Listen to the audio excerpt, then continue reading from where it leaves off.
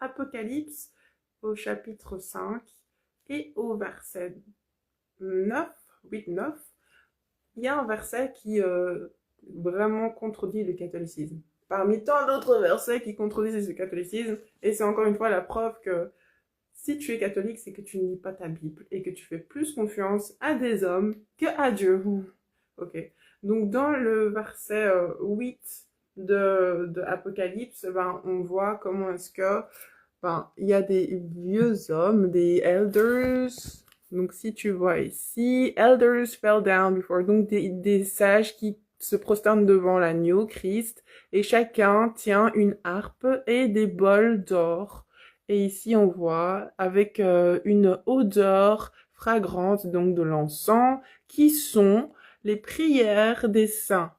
Le peuple de Dieu. Dites avec moi, prière des saints, le peuple de Dieu. Ok.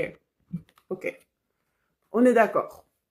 Donc, toi, on te dit que la prière des saints qui arrivent devant le trône de Dieu, là, c'est des gens qui étaient vivants, des humains, qui sont morts.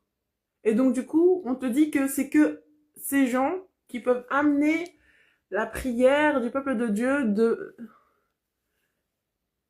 T'as vu ça où dans la Bible, en fait? Parce que le catholicisme, c'est toujours pareil, c'est des choses qui ne sont pas dans la Bible.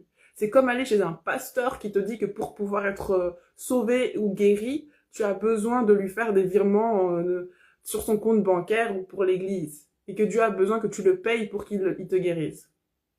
C'est la même chose. C'est la même chose que d'aller voir un pasteur qui te dit qu'il faut coucher avec lui pour pouvoir être guéri d'une maladie ou recevoir une bénédiction ou je ne sais quoi d'autre.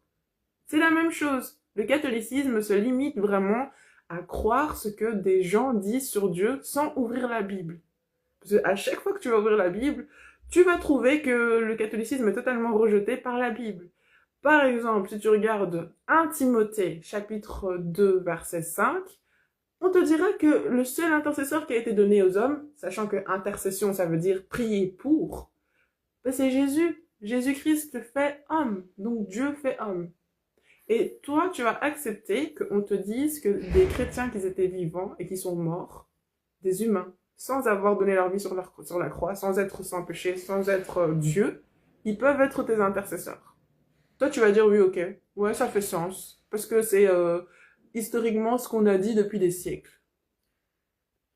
Donc moi, j'aimerais juste faire un petit reality check aux personnes qui veulent s'attacher au catholicisme. C'est que Dieu, il a écrit un livre ici, avec 66 livres de plusieurs personnes qui étaient inspirées par son esprit, des Saint-Esprit de Dieu, pour que, en fait, tout soit raccord.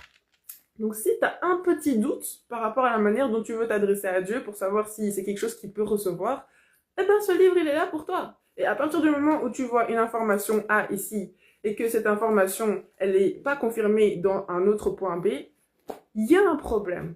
Donc, que ce soit le pape, genre littéralement le pape, qui te dise que quelque chose est vrai, ou un pasteur, un prêtre, moi ou qui d'autre, si tu vas regarder dans la parole de Dieu et que tu vois que c'est pas raccord et Dieu ne reçoit pas en fait cette théologie et cette façon de le voir.